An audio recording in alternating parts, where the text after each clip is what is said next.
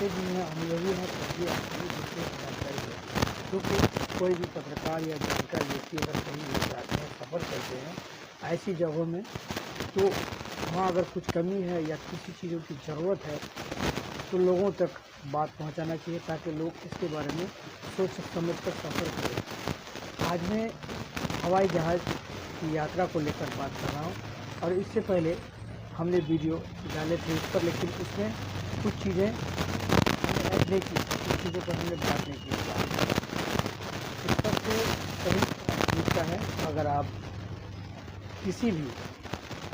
Airline करते हैं, चाहे वो इंडिगो हो या चाहे कोई दूसरा भी हो जाए, कहीं भी सफ़र करते हैं तो और आपके साथ अगर लगेज है तो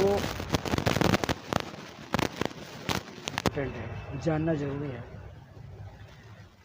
सबसे पहले जो गाइडलाइन है कि आप 3 घंटा या 4 घंटा पहले एयरपोर्ट में ज़रूर रहें। अच्छा, जब आप एयरपोर्ट पहुंचते हैं तो पहुंचने की प्रक्रिया में सबसे पहली प्राथमिकता ये है कि आप लाइन में लगना पड़ेगा आपको, और जब आप लाइन में लगेंगे तो आपने जो टिकट्स बनाए हैं, ऑनलाइन में हो या ऑफ़लाइन में हो, सबसे पहले आपका टिकट का चेकिंग होगा, और जब आप इंटर करेंगे, जब टिकट का चेकिंग होगा, उसके बाद आपको अंदर भेजा जाएगा। जब आप अंदर जाएंगे तो जो आपके पास लगेज है, वो लगेज जो है एक जगह में फिर लगेज चेकिंग होगा, और लगेज चेकिंग होने के बाद फिर वो लगेज लेकर आगे जब आप बढ़ेंगे तो तीसरी प्रक्रिया ये है कि जब आपका लगेज शिफ्टिंग होगा, यानी कि मशीन में डालकर दूसरी जगह से भेजा जाएगा, और उसमें जब टैग लगेगा, टैग लगते समय आपके हाथ में टिकट आ जाएगा। आप अगर डायरेक्ट कहीं सफ़र करते हैं या इनडायरेक्ट करते हैं, कनेक्टिविटी है, तो टिकट में तमाम जानकारी रहती है कि आप कहाँ जाते हैं और टर्मिनल कौन सा है, गेट कौन सा पड़ेगा। लेकिन इस वीडियो में पहले ही बता दूं कि वीडियो इम्पोर्टेंट इसलिए है कि कभी कभी सफ़र करने के दौरान गेट नंबर बदल जाता है। तो अगर आप सफ़र करना चाहते हैं या करने वाले हैं या कर रहे हैं, तब भी ये जानकारी ज़रूरी है कि एयरपोर्ट में घुसने के बाद सतर्क रहना बहुत ज़रूरी है। तीसरी प्रक्रिया ये है कि जैसे आपके हाथ में टिकट आ जाता है और सामान आप जमा कर देते हैं, लगेज जमा कर देते हैं, आपके पास बचा रहता है जो आपके पास हैंड बैग है, छोटा सा बैग है जो कंधे में लेकर चलते हैं आप, उसके लिए चौथा प्रक्रिया ये है कि आपको बैग को निकाल कर एक छोटा सा ट्रॉली है या पैकेट कहेंगे या जैसे भी कहेंगे, स्क्वायर नुमा एक प्लास्टिक का होता है, और उस प्लास्टिक के इसमें तमाम जो चीज़ें हैं आपके पास, जिस तरह से आपके अगर हाथ में घड़ी है, आपके पास अगर जेब में मोबाइल है, या कोई ऐसा धातु है जैसे कोई सिक्का है, कॉइन्स है, या कोई ऐसा चीज़ है आपके पास जिससे जो है आवाज़ आए, क्योंकि उसके पास डिटेक्टर मशीन रहता है, और वो मशीन जब लगाते हैं जांच करने के दौरान तो उससे एक तरह की आवाज़ आती है। तो इसलिए ये तमाम चीज़ें जो है, परेशानी ना होना करके ये जो तमाम चीज़ें हैं इसको बाहर निकाल कर एक ट्रे में जमा कर दिया जाता है, और ये तमाम चीज़ें जमा करने के बाद एक तरफ से वो ट्रे पास होता है, चेकिंग करके जाता है, और दूसरी तरफ से आपका बॉडी चेकिंग होता है, यानी कि एक साथ दोनों प्रक्रिया होता है। एक तरफ आप सामान दे देते हैं ट्रे में, अपना चश्मा, आपका मोबाइल, आपका घड़ी, और आपके जो कमर में बेल्ट है, और आपके पास अगर कुछ जेब में है, वो तमाम चीज़ें, गले का चेन या कोई भी चीज़ ऐसा मैग्नेटिक हो, तो वो तमाम चीज़ें आप बाहर रख देते हैं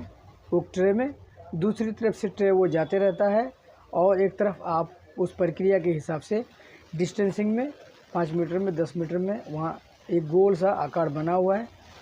उस कलर में जाके खड़े हो जाए। सामने वाले आपको चेकिंग करेंगे, और चेकिंग करने के बाद जो है फिर आप आगे बढ़ेंगे, तो आगे बढ़ने के बाद दूसरी तरफ से जो सामान आपका जमा आगे निकलता है, जिसको आपने ट्रे में डाला है, वो आपको सामने ही रहेगा। वहाँ जाकर आपको ख्याल से उठा लेना है, क्योंकि ये चीज़ें हमने देखा कि लोग खुद बॉडी चेकिंग करने के बाद अपना मोबाइल, जो सामान लोग चेकिंग से पहले खोलकर जमा करते हैं, सामने जाने के बाद वो भूल जाते हैं और वो चले जाते हैं। फिर उसके बाद जो है माइक से अनाउंस होता है कि आपका नाम और आपको बुलाया जाता है कि आपने सामान यहाँ छोड़ दिया है, भूल गए हैं, तो फिर आपको आकर वहाँ लेना पड़ता है। और इसी बीच में बता दूं कि अगर आप किसी भी दुनिया में कहीं भी फ़्लाइट में सफ़र करेंगे या करने वाले हैं या करते हैं, तो बहुत बेहतर है कि कहीं भी किसी को भी अगर आप एयरपोर्ट में पूछेंगे अंदर में, तो आपको कोई भी स्टाफ आपको बेहतर तरीके से, आराम से, शांति से आपको बताएगा कि आपको कहाँ जाना है, क्या करना है। यानी कि अगर पढ़े लिखे नहीं भी हैं तब भी आप हवाई जहाज़ में सफ़र आराम से कर सकते हैं। सीधे साधे लोगों के लिए, जो लोग हमेशा आना जाना करते हैं, उसके लिए नहीं है। चौथी प्रक्रिया यह है कि जब आप चेकिंग हो गया, बॉडी चेकिंग हो गया, तमाम चीज़ें हो गया, अब चौथी प्रक्रिया में आपको जो है गेट नंबर चाहिए, क्योंकि गेट नंबर से एक चेकिंग होगा जहां पर आपका आधार कार्ड और आपका टिकट चेक होगा, और उस टिकट चेक होने के बाद, आधार कार्ड को मिलान होने के बाद आप जहाज़ के अंदर घुसेंगे।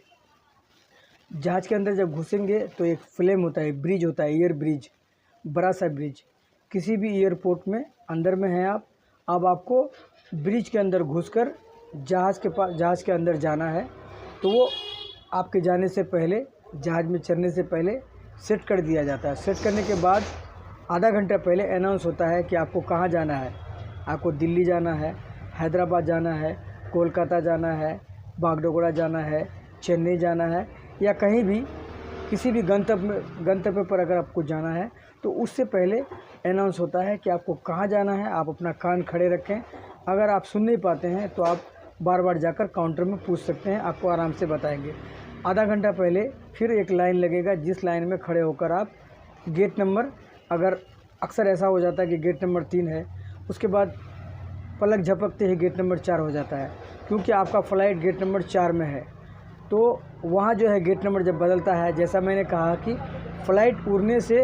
या अनाउंस होने तक आपको बिल्कुल सतर्क रहना होगा, सोना नहीं होगा। हो सकता है कि आपकी फ़्लाइट मिस हो जाए, छूट जाए, तो आपका पैसा जो है, बहुत ज़्यादा पैसा लगता है जहाज़ में सफ़र करने के लिए, तो वो पैसा आपका, बहुत सारा प्रक्रिया है उसके अंदर में। तो ये जो सफ़र है, उसके बाद आप जब प्लेन के अंदर चले जाते हैं तो वहाँ भी अनाउंस होता है, तमाम जानकारी दी जाती है, आपको मास्क कैसे लगाना है, मौसम की जानकारी, और पायलट कौन सा है, कौन चलाने वाले हैं, और कितने सारे क्रू मेंबर्स हैं, वो बातचीत होती है। एसी लगा रहता है, आराम से अपने सीट पर बैठकर। यहाँ पर अगर कुछ जानकारी आपको पूछना है, जिस तरह से एयर होस्टेज जहाज़ के अंदर में है, तो आप उनको पूछ सकते हैं कि मेरा सीट कहाँ है, तो आपको सीट आराम से बता देंगे। आप आराम से बैठकर अपना सफ़र तय कर सकते हैं, पूरी कर सकते हैं। और कभी कभी अक्सर डर भी लगता है, क्योंकि हमने देखा है कि बहुत लोग डर भी जाते हैं, सांसें थम जाती हैं, क्योंकि कभी कभी कुछ ऐसा मोमेंट भी हो जाता है। और क्योंकि जब प्लेन उड़ता है तो बहुत ऊंचाई पर चले जाता है, और बहुत ही ऊंचाई पर चले जाता है जहाँ से कुछ दिखाई नहीं देता है। तो खैर, उनका अपना, जो चलाने वाले का उनका अनुभव है, लेकिन ये मैं आपको जानकारी इसलिए बता रहा हूँ क्योंकि बहुत सारे लोग जो है डरते हैं कि फ़्लाइट में सफ़र करेंगे, क्या होगा, नहीं होगा, कैसे सफ़र करेंगे, कुछ परेशानी हो सकता है। तो इसमें कोई भी परेशानी नहीं है, क्योंकि सफ़र करने से पहले मैंने बहुत सारे ऐसे वीडियो देखे, लेकिन मैं कंफ्यूज हो चुका उसमें। कोई कुछ बता रहे हैं, कोई कुछ बता रहे हैं, कोई कुछ बता रहे हैं। और इस कन्फ्यूजन में जब मैं खुद सफ़र किया तो मुझे अनुभव हुआ कि मैं अपना अनुभव आप तमाम दर्शकों को शेयर करूं। और इसमें जो बड़े लगेज हैं, जो जमा करेंगे आप सबसे पहले,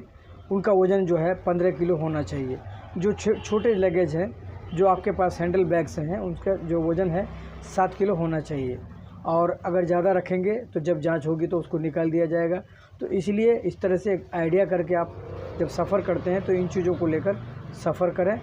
और हर किसी का सफ़र आसान हो, बढ़िया हो, यही कोशिश करेंगे हम। लेकिन ये वीडियो इसलिए है कि कुछ जानकारी अधूरा था, जानकारी हमने बताया था आपको, लेकिन कुछ अधूरा था, जिसे लेकर हम जो है आज ये फिर वीडियो अपलोड कर रहे हैं, क्योंकि खुद मैं इंडिगो का सफ़र कर चुका हूँ। और